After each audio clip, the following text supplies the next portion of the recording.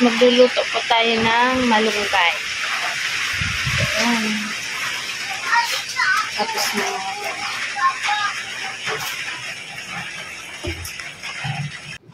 Hi guys, magluluto po ako ng malunggay. So, tinulang malunggay po yung lulutuin ko.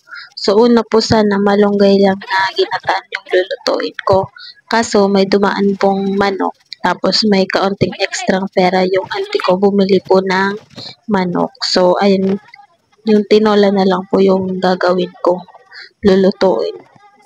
So, ayan pong bunga ng malunggay. Hindi ko po alam kung paano yan anuhin, tawag dyan.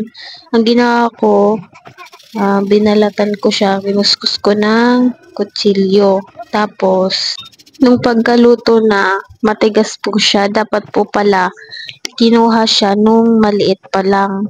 So, sobrang laki na po kasi niyan, matigas na pala. Nakita ko po kasi, dati kinakain niya ni mama. So, nakakain din po ako, masarap siya. So, kahit trinay ko po.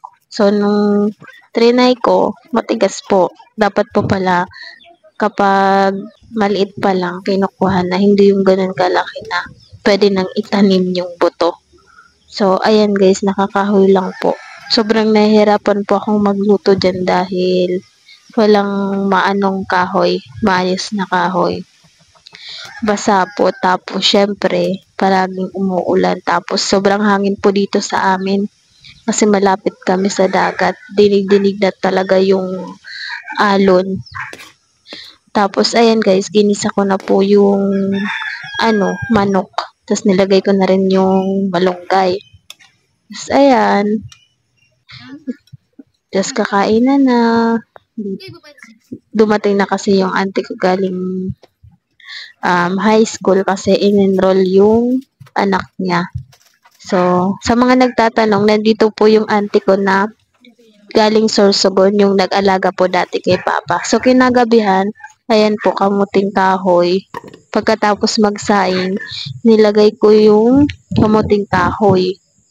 Para kinaumagahan, meron pong almusal.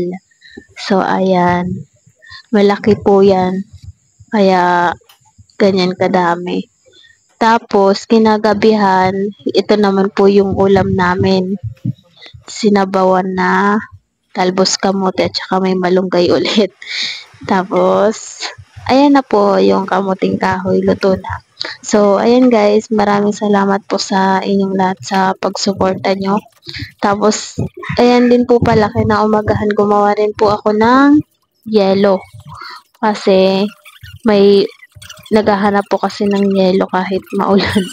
Kaya, gumawa po ng yelo. Tapos, yung ref po pala, hindi po yun sa akin. Hindi pa po yun bayad. So, kulang pa po yun 3.5.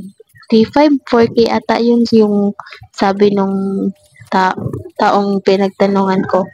So, sabi ko, gagamitin ko po muna. So, wala pa po yung bayad. Yung maliit, alam ko nakita niyo na po yan sa vlog ko, yung maliit na kulay black. Tapos, ayan, para po may pandagdag din pambayad ng kuryente.